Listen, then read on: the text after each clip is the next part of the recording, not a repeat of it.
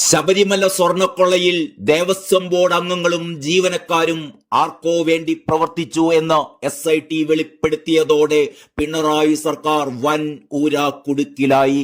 ലഭിച്ചിടത്തോളം രേഖകളിൽ നിന്നു തന്നെ അട്ടിമറി വ്യക്തമാണ് എന്നും SIT ഹൈക്കോടതിയെ അറിയിക്കുകയുണ്ടായി.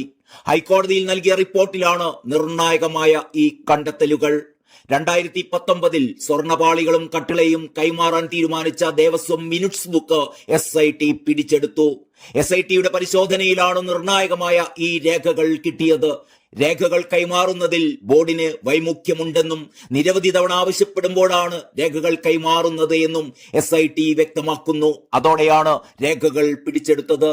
മുൻകാല ബോർഡിന്റെ കവർച്ച മറച്ചുവെക്കാൻ ഇപ്പോഴത്തെ ബോർഡും ശ്രമിച്ചു എന്ന നിഗമനത്തിലേക്ക് കോടതി എത്തിയതോടെ PS പ്രശാന്തും മന്ത്രി വാസുവനും ഒക്കെ മുമ്പ് പറഞ്ഞതെല്ലാം പച്ചക്കള്ളമാണെന്ന് തെളിഞ്ഞിരിക്കുകയാണ്. കൂടുതൽ തെളിവുകൾക്കായി അന്വേഷണം തുടരുന്നു.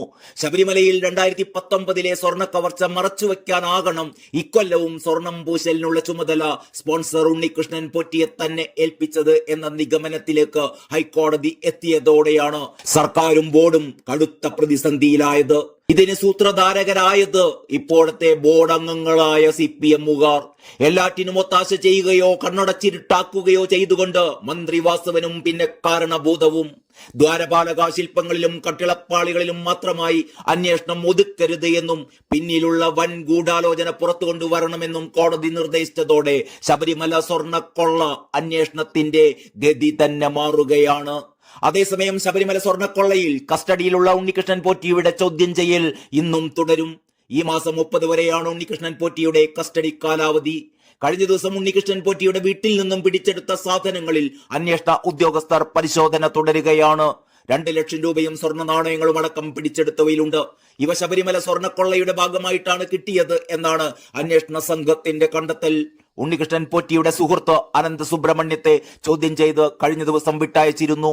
കേസിൽ പ്രതി ചേർത്ത ഉദ്യോഗസ്ഥരുടേതടക്കമുള്ളവരുടെ ചോദ്യം ചെയ്യൽ വരും ദിവസങ്ങളിൽ നടക്കും. ഉണ്ണികൃഷ്ണൻ പോറ്റിയെ വരും ദിവസങ്ങളിൽ തെളിവെടുപ്പിനായും കൊണ്ടുപോകും.